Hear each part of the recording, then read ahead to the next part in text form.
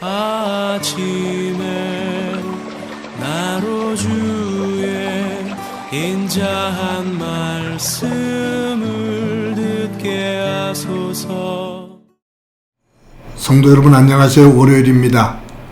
오늘도 하나님의 사랑이 여러분들의 삶의 자리에 가득하기를 간절히 소망합니다. 말씀 한 국 봅니다. 사무엘상 8장 10절부터 22절까지의 말씀을 봉독해 드립니다.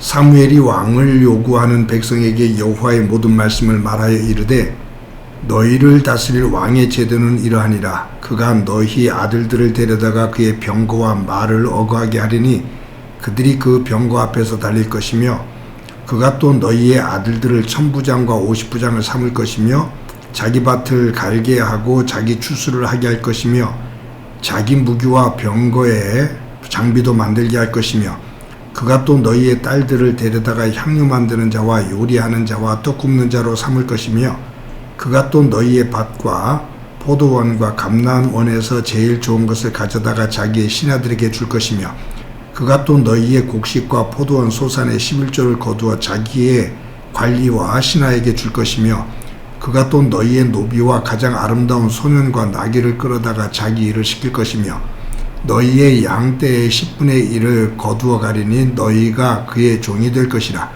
그날에 너희는 너희가 택한 왕으로 말미암아 부르짖되 그 날에 여호와께서 너희에게 응답하지 아니하시리라 하니 백성이 사무엘의 말 듣기를 거절하여 이르되 아니로소이다. 우리도 우리 왕이 있어야 하리니 우리도 다른 나라들 같이 되어 우리의 왕이 우리를 다스리며 우리 앞에 나가서 우리의 싸움을 싸워야 할 것이니이다 하는지라. 사무엘이 백성의 말을 다 듣고 여호와께 아뢰매 여호와께서 사무엘에게 이르시되 그들의 말을 들어 왕을 세우라 하시니 사무엘이 이스라엘 사람들에게 이르되 너희는 각기 성읍으로 돌아가라 하니라. 아멘. 제가 성경을 읽으면서 당황스러운 곳이 있는데 그 가운데 하나가 오늘 본문이 나오는 사무엘상 8장입니다. 특히 주일인 어제 큐티 본문의 내용은 저를 매우 당황스럽게 만듭니다. 왜냐하면 저는 목사로서 여러분들에게 부모인 우리가 하나님 안에서 신실하게 살면 하나님께서 그의 자녀들을 하나님께서 가장 선한 길로 인도해 주신다라고 여러분들에게 말씀을 전했고 대체적으로 성경에는 그 말씀이 그대로 이루어집니다. 아브라함에서 이삭으로, 이삭에서 야곱으로, 야곱에서 요셉으로 이어지는 이 축복의 통로된 모습을 우리는 보지요. 그런데 그 모습이 그 말씀에 정해진 그러한 룰이 사무엘상 8장에서는 깨지는 부분이 있어요. 여러분 우리 엘리 제사장에 대한 이야기를 많이 했잖아요. 엘리 제사장의 영성이 매우 흐려졌습니다. 그러다 보니까 그의 아들 홈리와 비느하스가 하나님을 떠나게 되고 하나님을 멸시하게 됩니다. 그러다가 하나님으로부터 진노를 받아서 엘리 제사장과 두 아들 홈리와 비느하스가 죽음을 겪게 되는데 아주 비참하게 죽게 됩니다. 근데 그것은 엘리 제사장이 자녀들을 영적으로 바르게 양육하지 못했기 때문이라고 저희들 말을 하지요. 맞는 말이고요. 그런데 제가 왜 당황스럽냐면 사무엘입니다.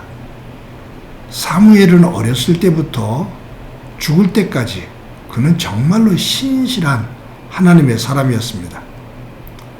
하나님의 말씀을 그는 무엇보다도 소중하게 여겼고 하나님께서 맡겨주신 그 제사장직과 사사 역할을 신실하게 행했던 그러한 사람입니다. 사무엘만큼 신실한 제사장이 어디 있겠어요? 사사가 어디 있겠어요? 정말로 귀한 일꾼이거든요. 근데 그에게 두 아들이 있어요. 두 아들의 이름이 요엘과 아비야지요. 그런데 이 사무엘의 아들인 이 요엘과 아비야가 하나님을 떠납니다. 악을 행해요. 아버지를 닮지 않아요. 이것이 이제 저를 당황스럽게 만드는 거예요. 아버지 사무엘은 참으로 신실한데 어떻게 그 아버지 밑에서 자란 요엘과 아비야 두 사람이 이렇게 악을 행하면서 하나님 보시기에 심히 악한 삶을 사나? 어째 이럴 수가 있지? 라는 생각을 하게 됩니다. 그것이 저를 참 난감하게 만들고 당황스럽게 만들어요. 그래서 이런저런 생각을 하다가 사무엘의 아내에 대해서는 전혀 나오지 않거든요. 성경에 한 번도 안 나와요. 사무엘의 아내에게 문제가 있나? 아니면 사무엘은 젖된 이후에부터 실로에 머물면서 아버지와 어머니와 함께 살지를 못하잖아요. 엘리 제사장 밑에서 큽니다. 그러다 보니까 부모의 사랑을 가장 가까운 곳에서 받으면서 살지를 못한 그러한 케이스죠. 그러다 보니까 이 사무엘이 자녀들을 양육하는 그러한 아버지로서의 역할, 이런 것들은 참 부족했나 하는 생각도 해봅니다. 아무튼 저와 여러분이 우리의 자녀들의 영적인 부분을 위해서 더더욱이 기도할 수 있기를 소망합니다. 우리의 자녀들이 하나님 중심으로 바르게 서서 하나님의 복된 자리에 설 수 있도록 끊임없이 말씀 안에서 지도하고 기도할 수 있기 바랍니다. 오늘 본문에 보면 사무엘이 나이가 많아진 모습으로 나오죠. 사무엘이 늙음에라고 나와요. 사무엘의 나이가 얼마인지 정확하게 나오지 않지만 신학자들은 80대 초반으로 그렇게 봅니다. 그런데 이 사무엘이 이제 나이가 많은 그러한 상황 속에서 이스라엘 백성들이 사무엘에게 와서 왕을 세워달라고 요구합니다. 그것도 강력하게 요구합니다. 그때 사무엘이 그것을 기뻐하지 않죠. 왜냐하면 이스라엘의 왕은 하나님이시거든요. 사무엘은 그것을 믿어요. 그렇게 이끌어왔고요. 그런데 이스라엘 백성들이 어느 순간부터 하나님을 왕으로 여기지 않고 자신들에게 다른 나라처럼 왕을 세워달라 그 말이에요. 사무엘은 말합니다. 왕을 세우면 그 왕이 너희들을 어떻게 억압하고 착취할지, 너희의 자녀들을 그 왕의 종으로 부릴 거라고 그렇게 말을 합니다. 그럼에도 불구하고 백성들은 이 사무엘의 말을 들은 그 반응이 나오는데 뭐라고 말하냐면 19절에 백성이 사무엘의 말 듣기를 거절하여 이르되 아니로소이다. 우리도 우리 왕이 있어야 하리니, 백성들이 사무엘 말 듣기를 거절하여 이르되 아니로소이다. 사무엘을 통해서 전해주시는 하나님의 말씀을 거절하는 거예요. 듣기 싫다 그 말이에요. 그래서 자기들이 끝까지 원하는 왕을 세워달라고 요구를 합니다. 여러분, 우리가 7장에서 봤죠. 이스라엘 백성들이 블레셋 진영을 물리치면서 에벤에셀의 기념비를 세울 때 그때를 보면 사무엘이 말할 때 그들은 사무엘의 말을 듣고 따랐습니다. 하나님께서 사무엘을 통해서 전해주시는 말씀을 듣고 순종하며 따랐어요. 그런데 어느 순간부터 이 백성들이 사무엘을 통해서 하나님께서 들려주시는 하나님의 말씀을 거절해요. 그리고 자기들의 생각을, 고집을 피웁니다. 거기서부터 다시 문제가 시작되어져요. 악으로 되돌아간 거죠.